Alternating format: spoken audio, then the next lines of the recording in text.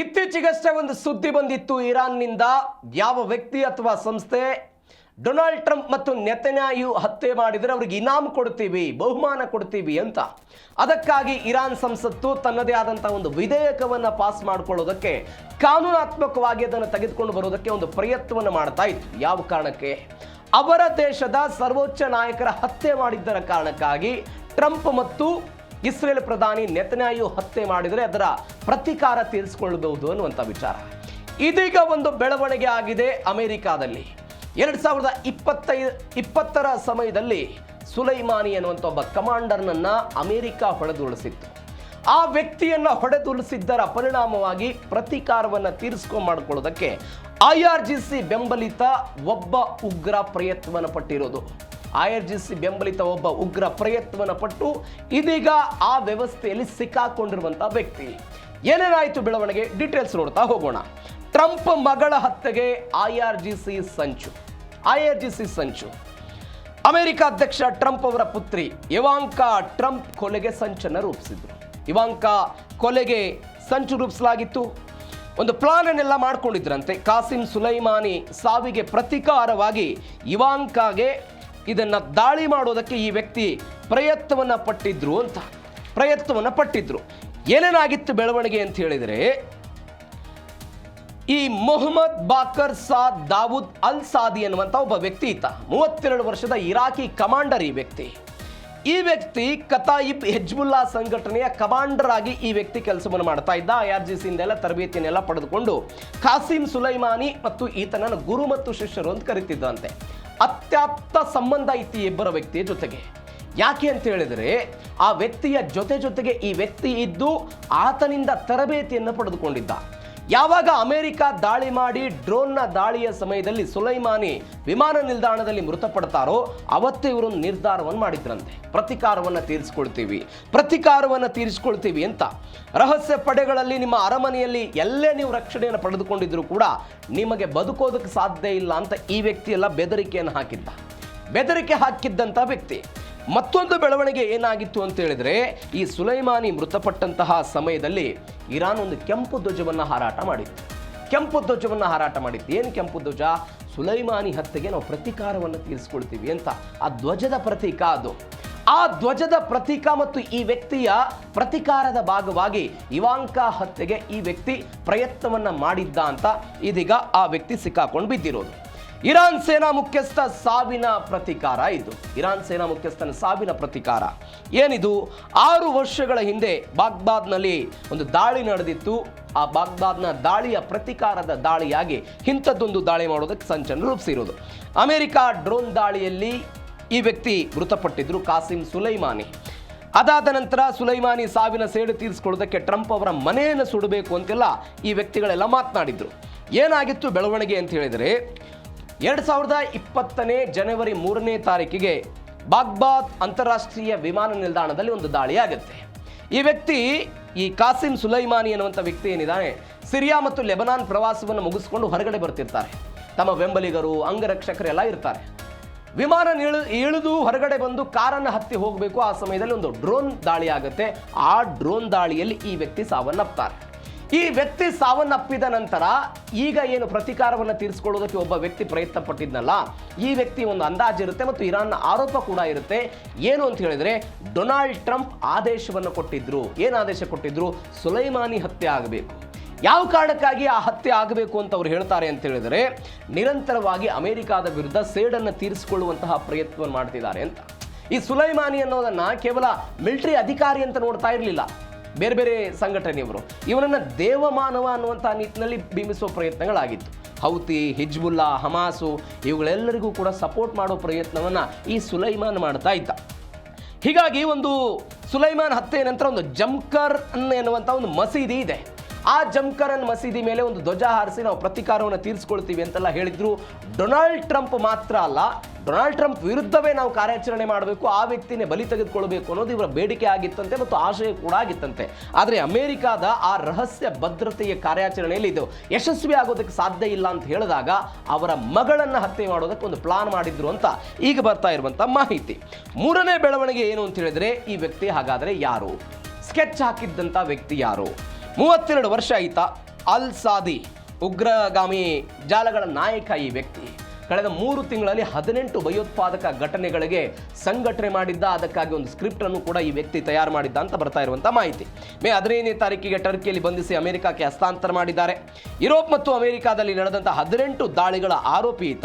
New York, Los Angeles, ಅರಿಜೋನಾದಲ್ಲಿರುವಂಥ ಯಹೂದಿ ಕೇಂದ್ರಗಳು ಅವುಗಳ ಮೇಲೆ ದಾಳಿ ಮಾಡುವಂತಹ ಪ್ರಯತ್ನವನ್ನು ಈ ವ್ಯಕ್ತಿ ಮಾಡ್ತಾ ಇದ್ದ ಅಂತ. ಮೊಹಮ್ಮದ್ ಬಾಕರ್ ಸಾದ್ ದೌದ್ ಅಲ್ ಸಾದಿ ಅಂತ. ನಾನು ಅವಾಗಲೇ ಹೇಳಿದೆ, ಒಂದು ಹೆಜ್ಬುಲ್ಲಾ ಉಗ್ರ ಸಂಘಟನೆಯಲ್ಲಿ ಒಬ್ಬ ಕಮಾಂಡರ್ ಆಗಿದ್ದ ಆಯ್ತಾ. ಅದಾದ ನಂತರ ತರಬೇತಿಯನ್ನೆಲ್ಲ ಬಳಕೆ ಮಾಡಿಕೊಂಡು ಪ್ರಯತ್ನವನ್ನು ಮಾಡ್ತಾ ಇದ್ದ ದಾಳಿ ಮಾಡೋದಕ್ಕೆ. ಎಷ್ಟು ಫಾರ್ವರ್ಡ್ ಇದ್ದ ಅಂತ ನೋಡಿ ನೀವು. ಕ್ರಿಪ್ಟೋ ಕರೆನ್ಸಿಯನ್ನು ಬಳಕೆ ಮಾಡ್ತಾ ಇದ್ದ. ಬ್ಯಾಂಕ್ಗಳಲ್ಲಿ ನಾವು ಸಿಕ್ಕಾಕೊಳ್ಬಾರ್ದು ಅಂತ ಈ ದಾಳಿಗಳಿಗೆ ಬೇಕಾದಂಥ ಹಣಕಾಸು ಸಂದಾಯ ಕ್ರಿಪ್ಟೋ ಕರೆನ್ಸಿಗಳ ಮುಖಾಂತರ. ಸೋಷಿಯಲ್ ಮೀಡಿಯಾ ಹುಚ್ಚಿತ್ತು ಈ ವ್ಯಕ್ತಿಗೆ. ಸೋಷಿಯಲ್ ಮೀಡಿಯಾದಲ್ಲಿ ಬಂದೂಕುಗಳನ್ನು ಹಾಕೋದು, ಆಯುಧಗಳನ್ನು ಹಾಕೋದು, ತನಗೆ ವಿರುದ್ಧವಾದ ವ್ಯಕ್ತಿಗಳ ಚಿತ್ರಗಳನ್ನು ಹಾಕೋದು, ಎಲ್ಲವನ್ನು ಕೂಡ ಸೋಷಿಯಲ್ ಮೀಡಿಯಾದ ಮುಖಾಂತರ ಇದನ್ನು ಹ್ಯಾಂಡಲ್ ಮಾಡೋ ಪ್ರಯತ್ನವನ್ನು ಮಾಡ್ತಿದ್ರ. ಈತ ಸಿಕ್ಕಿ ಬಿದ್ದಿದ್ದು ಕೂಡ ಸೋಷಿಯಲ್ ಮೀಡಿಯಾದಿಂದ. ಒಂದು ಇಂಟ್ರೆಸ್ಟಿಂಗ್ ಬೆಳವಣಿಗೆ ಆಗಿದೆ. ಏನು ಬೆಳವಣಿಗೆ ಆಯಿತು ಅಂತ ಹೇಳಿದ್ರೆ, ಒಂದು ಪ್ರೀತಿಯ ಜಾಲವನ್ನು ಹೆಣದ್ರಿ ಇವರು ವಿರುದ್ಧ. ಟರ್ಕಿಯಲ್ಲಿ ಇದ್ದಂತಹ ಸಮಯದಲ್ಲಿ ಒಂದು ತನಿಖಾ ಸಂಸ್ಥೆ ಈ ವ್ಯಕ್ತಿಯನ್ನು ನೇರವಾಗಿ ಹಿಡಿಯುವ ಪ್ರಯತ್ನ ಮಾಡಲಿಲ್ಲ. ಏನು ಮಾಡಿದ್ರು, ತನಿಖಾ ಸಂಸ್ಥೆಯವರು ಒಂದು ಡೀಪ್ ಫೇಕ್ ಅನ್ನು ಕ್ರಿಯೇಟ್ ಮಾಡಿ ಒಂದು ಸೋಷಿಯಲ್ ಮೀಡಿಯಾ ಅಕೌಂಟ್ ಮಾಡ್ತಾರೆ. ಒಂದು ಅತ್ಯುತ್ತಮವಾದ ಹುಡುಗಿಯ ಭಾವಚಿತ್ರವಿರುವಂತಹ ಒಂದು ಸೋಷಿಯಲ್ ಮೀಡಿಯಾ ಅಕೌಂಟನ್ನು ಕ್ರಿಯೇಟ್ ಮಾಡಿ ಇಬ್ಬರೂ ಕೂಡ ಪರಸ್ಪರವಾಗಿ ಈ ಅಲ್ ಸೌದಿ ಮತ್ತು ಆ ಡೀಪ್ ಫೇಕ್ ಅಂದರೆ ಫೇಕ್ ಆಗಿರುವಂಥ ಅಕೌಂಟ್ ಮ್ಯೂಚುವಲ್ ಫ್ರೆಂಡ್ ಆಗುತ್ತೆ. ಫ್ರೆಂಡ್ ಆದ ನಂತರ ಸಂಭಾಷಣೆ ಶುರುವಾಗುತ್ತೆ, ಚಾಟಿಂಗ್ ಶುರುವಾಗುತ್ತೆ ಅವ್ರ ನಡುವೆ. ಚಾಟಿಂಗ್ಗಳು ಶುರುವಾದಾಗ ಪ್ರೇಮಾಂಕುರದ ಬಗ್ಗೆಯೂ ಕೂಡ ಮಾತುಕತೆಗಳಾಗುತ್ತೆ. ಈ ಪ್ರೇಮಾಂಕುರದ ಮಾತುಕತೆಗಳು ಆ ಅಧಿಕಾರಿಗಳೇನಿರ್ತಾರೆ, ಗುಪ್ತ ಅಧಿಕಾರಿಗಳೇನಿರ್ತಾರಲ್ಲ, ಆ ವ್ಯಕ್ತಿ ವಿಳಾಸವನ್ನು ಕೇಳ್ತಾರೆ. ನಿನ್ನನ್ನು ಭೇಟಿ ಆಗಬೇಕು, ಎಲ್ಲಿದೆಯಾ, ಯಾವ ಪ್ರಾಂತ್ಯದಲ್ಲಿದೆಯಾ, ನಿನ್ನ ಹಿನ್ನೆಲೆ ಏನು, ನಾನು ನಿನ್ನ ಜೊತೆಗೆ ಇರಬೇಕು, ನನ್ನ ಜೊತೆ ಸಮಯ ಕಳೀಬೇಕು ಅಂತೆಲ್ಲ ಮಾತುಕತೆ ನಡೆಸುವ ಪ್ರಯತ್ನವನ್ನು ಮಾಡ್ತಾರೆ. ಈ ಉಗ್ರ ಏನು ಮಾಡಿಬಿಡ್ತಾನೆ, ಆ ಸಮಯದಲ್ಲಿ ಎಲ್ಲ ಡೀಟೇಲ್ಸ್ಗಳನ್ನು ಅವ್ರಿಗೆ ಕೊಟ್ಟುಬಿಡ್ತಾನೆ. ಅಂದರೆ ಹುಡುಗಿ ಅಂತ ನಂಬಿದಂಥ ಈ ವ್ಯಕ್ತಿ ಸೋಷಿಯಲ್ ಮೀಡಿಯಾ ಹುಚ್ಚು ಬೇರೆ ಇತ್ತು ವಿಪರೀತವಾಗಿ. ಹೀಗಾಗಿ ಈ ತನ್ನ ಎಲ್ಲ ಮಾಹಿತಿಗಳನ್ನು ಈ ವ್ಯಕ್ತಿ ಕೊಟ್ಟ ನಂತರ ಈ ವ್ಯಕ್ತಿ ಭಯೋತ್ಪಾದಕ ಅನ್ನೋದು ಗೊತ್ತಾಗಿ ಇವರೆಲ್ಲ ಬಂದು ಆ ವ್ಯಕ್ತಿನ ಹಿಡಿಯೋ ಪ್ರಯತ್ನಗಳಾಗಿದ್ದು. ಮತ್ತೊಂದು ಯಹೂದಿಗಳಂದ್ರೆ ಆಗಿರಲಿಲ್ಲ ಈ ವ್ಯಕ್ತಿಗೆ. ಯಾಕೆ ಅಂತ ಹೇಳಿದ್ರೆ, ಇವಾಂಕಾ ಏನಿದೆ ಟ್ರಂಪ್ ಅವರ ಮಗಳು ಇವಾಂಕ ಏನಿದ್ರೆ ಅವರ ಪತಿ ಯಹೂದಿ ಸಮುದಾಯಕ್ಕೆ ಸೇರಿದರು. ಹೀಗಾಗಿ ಇಸ್ರೇಲ್ ಕಂಡ್ರು ಕೂಡ ಈ ವ್ಯಕ್ತಿಗೆ ಆಗ್ತಿರ್ಲಿಲ್ಲ. ಯಹೂದಿಯ ಪ್ರಾರ್ಥನಾ ಮಂದಿರಗಳು ಎಲ್ಲವನ್ನು ದಾಳಿ ಮಾಡೋ ಪ್ರಯತ್ನವನ್ನು ಈ ವ್ಯಕ್ತಿ ಮಾಡಿದ್ದ ಅಂತ. ಇರಾಕ್ ಪಾಸ್ಪೋರ್ಟನ್ನು ದುರುಪಯೋಗ ಪಡಿಸ್ಕೊಂಡಿದ್ದಾರೆ. ಇರಾಕ್ ಪಾಸ್ಪೋರ್ಟ್ ಅದು ಎಂಥ ಪಾಸ್ಪೋರ್ಟ್, ಸೇವಾ ಪಾಸ್ಪೋರ್ಟ್. VVIPಗಳು ಬಳಸುವಂತಹ ಪಾಸ್ಪೋರ್ಟನ್ನು ದುರುಪಯೋಗ ಪಡಿಸ್ಕೊಂಡಿರೋದು. ಯಾವ ಪಾಸ್ಪೋರ್ಟ್ಗೆ ಇರಾಕ್ನ ಪ್ರಧಾನಮಂತ್ರಿಗಳ ಅನುಮೋದನೆ ಇಲ್ಲದೆ ಕೆಲಸ ಆಗೋದಿಲ್ವೋ ಆ ಪಾಸ್ಪೋರ್ಟನ್ನು ಈ ವ್ಯಕ್ತಿ ಬಳಸ್ಕೊಂಡಿದ್ದಾನೆ. ಸರ್ವಿಸ್ ಪಾಸ್ಪೋರ್ಟ್ ಇದೀಗ ಪತ್ತೆಯಾಗಿದೆ. ಪ್ರಧಾನಮಂತ್ರಿ ಒಪ್ಪಿಗೆ ಇಲ್ಲದೆ ಹೈ ಪ್ರೊಫೈಲ್ ಪಾಸ್ಪೋರ್ಟ್ ಇದು ಸಿಗೋಕೆ ಸಾಧ್ಯನೇ ಇಲ್ಲ. ವಿಮಾನ ನಿಲ್ದಾಣದಲ್ಲಿ ಸೆಕ್ಯೂರಿಟಿ ಚೆಕ್ ಇಲ್ಲದೆ VIP ಕೌಂಟರ್ಗಳೆಲ್ಲ ಹೋಗೋ ಪ್ರಯತ್ನವನ್ನು ಮಾಡಿದ್ದ. 2 ಕಾರಣಗಳನ್ನು ಆ ವ್ಯಕ್ತಿ ಮಾಡಿದ್ದಾನೆ. ಒಂದು, ಸರ್ವಿಸ್ ಪಾಸ್ಪೋರ್ಟನ್ನು ದುರುಪಯೋಗ ಪಡಿಸ್ಕೊಂಡಿರುವುದು. ಸಾಮಾನ್ಯ ನಾಗರಿಕರ ಪಾಸ್ಪೋರ್ಟ್ನಲ್ಲಿ ಅದು ಸಾಧ್ಯ ಆಗಿಲ್ಲ. ಮತ್ತೊಂದು, PM ಅಂದರೆ ಅಲ್ಲಿಯ ಪ್ರಧಾನಮಂತ್ರಿಗಳ ವಿಶೇಷ ಅನುಮೋದನೆಯ ಸರ್ಕಾರಿ ಅಧಿಕಾರಿಗಳು ಮತ್ತು ಕೇವಲ ರಾಜತಾಂತ್ರಿಕ ಅಧಿಕಾರಿಗಳು ಮಾತ್ರ ಬಳಸಬಹುದು. ಅದನ್ನು ಒಬ್ಬ ಟೆರರಿಸ್ಟ್ ಬಳಕೆ ಮಾಡಿದ್ದ ಅಂತ ಹೇಳಿದ್ರೆ ನೀವು ಗಮನಿಸಬೇಕಾದ ಸಂಗತಿ. 2ನೇದು, ಆ ವ್ಯಕ್ತಿ ಮಾಡಿದ್ದು ಒಂದು ಪ್ರವಾಸೋದ್ಯಮದ ಮುಖವಾಡವನ್ನು ಹಾಕ್ಕೊಂಡಿದ್ದ. ಹೆಂಗೆ ಅಂತ ಹೇಳಿದ್ರೆ, ಈ ಧಾರ್ಮಿಕ ಕ್ಷೇತ್ರಗಳ ಪ್ರವಾಸ ಮಾಡಿಸ್ತೀನಿ, ಆ ಧಾರ್ಮಿಕ ಪ್ರವಾಸವನ್ನು ಕೈಗೊಳ್ಳೋದಕ್ಕೆ ಒಂದು ಟ್ರಾವೆಲ್ ಏಜೆನ್ಸಿಯನ್ನು ಕ್ರಿಯೇಟ್ ಮಾಡಿದ್ದ. ಆ ಟ್ರಾವೆಲ್ ಏಜೆನ್ಸಿಯ ಮುಖಾಂತರ ಈ ವ್ಯಕ್ತಿ ಏನು ಮಾಡ್ತಾ ಇದ್ದ, ನಾನು ಉದ್ಯಮಿ ಅಂತ ಬಿಂಬಿಸ್ಕೊಳ್ಳೋ ಪ್ರಯತ್ನ, ನಾನೇನೋ ಬಿಸ್ನೆಸ್ ಮಾಡ್ತಾ ಇದ್ದೀನಿ, ಟ್ರಾವೆಲ್ ಏಜೆನ್ಸಿ ಇದೆ ಅಂತೇಳಿ ಜಗತ್ತಿಗೆ ಮತ್ತು ಯಾರಿಗೂ ಕೂಡ ಗೊತ್ತಾಗದೆ ಹೆಸರುಗಳನ್ನು ಬದಲಾವಣೆ ಮಾಡಿಕೊಂಡು ಉದ್ಯಮಿ ಹೇಳೋ ಪ್ರಯತ್ನವನ್ನು ಮಾಡಿದ. ಇದರ ಭಾಗವಾಗಿ ಉದ್ಯಮಿ ಅನ್ನೋದು ಒಂದು, VVIP ಪಾಸ್ಪೋರ್ಟ್ ಇರೋದು 2. ಈ ಕಾರಣಕ್ಕಾಗಿ ಯುರೋಪ್ ಸೇರಿದಂತೆ ಬೇರೆ ಬೇರೆ ದೇಶಗಳಿಗೆ ಈ ವ್ಯಕ್ತಿ ಸಲೀಸಾಗಿ ಪ್ರವಾಸಗಳನ್ನು ಮಾಡಿ ವಾಪಸ್ ಬರೋ ಪ್ರಯತ್ನವನ್ನು ಮಾಡ್ತಾ ಇದ್ದ. ಅಲ್ಲಿಯೂ ಕೂಡ ಇಂಥದ್ದೊಂದು ಚಟುವಟಿಕೆಗಳನ್ನು ಮಾಡೋದಕ್ಕೆ ಇವೆಲ್ಲವೂ ಕೂಡ ಸಹಾಯ ಆಗಿತ್ತು ಅಂತ ಈಗ ಬರ್ತಾ ಇರುವಂಥ ಡೀಟೇಲ್ಸು. ಮತ್ತೊಂದು ಏನಾಗಿದೆ ಈ ಬೆಳವಣಿಗೆ ಅಂತ ಹೇಳಿದರೆ, ಬ್ರುಕ್ಲಿನ್ ಜೈಲಿನಲ್ಲಿ ಕಾರಾಗೃಹ ವಾಸ. ಈ ದಾಳಿಯಲ್ಲಿ ಸಿಕ್ಕಾಕೊಂಡ ಇದೀಗ ಜೈಲಿಗೆ ಹಾಕಿದ್ದಾರೆ. ಬ್ರುಕ್ಲಿನ್ ಮೆಟ್ರೋಪಾಲಿಟನ್ ಡಿಟೆನ್ಷನ್ ಸೆಂಟರ್ನ ಕಾರಾಗೃಹದಲ್ಲಿ ಈ ವ್ಯಕ್ತಿ ಇಡಲಾಗಿದೆ. ಹೈ ಪ್ರೊಫೈಲ್ ಜೈಲಿನಲ್ಲಿ ಉಗ್ರ ಅಲ್ ಸಾದಿಗೆ ಕಠಿಣ ಶಿಕ್ಷೆ ಇದೆ. ವೆನಿಜುವೆಲಾದ ಸರ್ವಾಧಿಕಾರಿ ನಿಕೋಲಸ್ ಮಡೋರೋ ಕೂಡ ಇಲ್ಲೇ ಸೆರೆವಾಸ. 24 ಗಂಟೆಯೂ ಕೂಡ ಅತ್ಯಂತ ಕತ್ತಲಿರುವಂತಹ ಪ್ರದೇಶ ಇದು. ಅತ್ಯಂತ ಕತ್ತಲಿರುವಂತಹ ಪ್ರದೇಶ, ಅತಿ ಕಠಿಣ ಏಕಾಂತ ಕೋಣೆ ಅಂತಲೂ ಕೂಡ ಇದನ್ನು ಕರೀತಾರೆ. ಜನರ ಸಂಪರ್ಕ ಇರಲ್ಲ, ಬೇರೆ ಕೈದಿಗಳ ಜೊತೆಗೆ ಮಾತುಕತೆ ಇರೋದಿಲ್ಲ, ಯಾವುದು ಕೂಡ ಇಲ್ಲ. ಹೀಗಾಗಿ ಅಂತಹ ಕೋಣೆಯಲ್ಲಿ ಈ ವ್ಯಕ್ತಿಯನ್ನು ತೆಗೆದುಕೊಂಡು ಹೋಗಿದ್ದಾರೆ. ಯಾವ ಅಮೆರಿಕಾದ ವಿರುದ್ಧ, ಯಾವ ಅಮೆರಿಕಾದ ಅಧ್ಯಕ್ಷರ ವಿರುದ್ಧ ಈ ವ್ಯಕ್ತಿ ಕಿಡಿಕಾರ್ತಾ ಇದ್ದ. ಇವಾಂಕಾ ಅವರ ನಿವಾಸದ ಒಂದು 200 ಕೋಟಿ ರೂಪಾಯಿ ಬಂಗಲೆ ಇದೆ.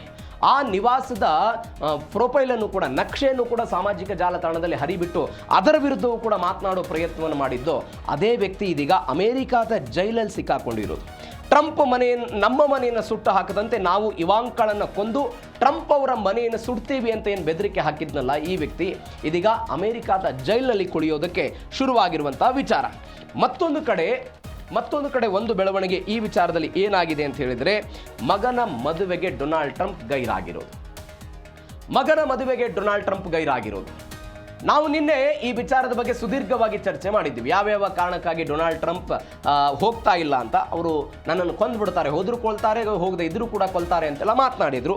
ನನ್ನ ಮಗ ಡಾನ್ ಜೂನಿಯರ್ ಮತ್ತು ವೆಟೇನಾ ಮದುವೆಯಲ್ಲಿ ಭಾಗವಹಿಸುವುದಕ್ಕೆ ನನಗೆ ತುಂಬ ಇಷ್ಟ ಆಯಿತು. ಸರ್ಕಾರದ ತುರ್ತು ಪರಿಸ್ಥಿತಿಗಳು, ದೇಶದ ಮೇಲಿನ ಜವಾಬ್ದಾರಿಯಿಂದ ನನಗೆ ಹೋಗೋದಕ್ಕೆ ಸಾಧ್ಯ ಆಗ್ತಾ ಇಲ್ಲ. ಈ ನಿರ್ಣಾಯಕ ಸಮಯದಲ್ಲಿ ನಾನು ಶ್ವೇತಭವನದಲ್ಲಿ ಇರೋದು ದೇಶದ ದೃಷ್ಟಿಯಿಂದ ಮುಖ್ಯ ಆಗಿದೆ. ನವ ದಂಪತಿಗಳಿಗೆ ನನ್ನ ಶುಭ ಹಾರೈಕೆಗಳು ಅಂತ ಡೊನಾಲ್ಡ್ ಟ್ರಂಪ್ ಟ್ವೀಟ್ ಮುಖಾಂತರ, ಅಂದರೆ ಅವರ ಟ್ರುತ್ ಎನ್ನುವಂಥ ಒಂದು ಸೋಷಿಯಲ್ ಮೀಡಿಯಾ ಅಕೌಂಟ್ ಏನಿದೆ ಅದರ ಮುಖಾಂತರ ಸಂದೇಶ ಕೊಡೋ ಪ್ರಯತ್ನ ಮಾಡಿದ್ದಾರೆ. ಅಂದರೆ ಒಂದು ಸಂದಿಗ್ಧ ಪರಿಸ್ಥಿತಿಯಲ್ಲಿ ಅಧ್ಯಕ್ಷರು ಮದುವೆ, ಮೋಜು ಮಸ್ತಿ, ಪಾರ್ಟಿಗಳಲ್ಲಿ ಭಾಗವಹಿಸಿಬಿಟ್ರೆ ದೇಶದ ಅಸ್ತಿತ್ವ, ದೇಶ ಆಗ್ತಾ ಇರುವಂತಹ ಸಮಸ್ಯೆಗಳು, ಇದ್ರ ಬಗ್ಗೆ ಯಾರು ಆಲೋಚನೆ ಮಾಡ್ತಾರೆ ಅನ್ನೋದು ಅವರ ವಾದ. ಎರಡನೇದ್ದು, ಒಂದು ವೇಳೆ ಮದುವೆಗೆ ಹೋಗ್ಬಿಟ್ರೆ ಮಾಧ್ಯಮಗಳು ನಮ್ಮನ್ನು ಟೀಕೆ ಮಾಡ್ತೇವೆ, ಟೀಕೆ ಮಾಡಿನೇ ನನ್ನನ್ನು ಸಾಯಿಸ್ತಾರೆ, ಆ ಮುಖಾಂತರ ನನ್ನನ್ನು ಕೊಲ್ಲೋ ಪ್ರಯತ್ನಗಳಾಗುತ್ತೆ. ಹೀಗಾಗಿ ಏನು ಮಾಡಬೇಕು ಎನ್ನುವಂತಹ ಆಲೋಚನೆ ನನಗೆ ಗೊತ್ತಿಲ್ಲ ಅಂತ ಡೊನಾಲ್ಡ್ ಟ್ರಂಪ್ ಮಾತನಾಡಿದ್ರು. ಇದೀಗ ನವ ದಂಪತಿಗಳಿಗೆ ಶುಭ ಹಾರೈಕೆಯನ್ನು ಕೊಟ್ಟಿದ್ದಾರೆ. ಡೊನಾಲ್ಡ್ ಟ್ರಂಪ್ ಮದುವೆಗೆ ಹೋಗಿಲ್ಲ.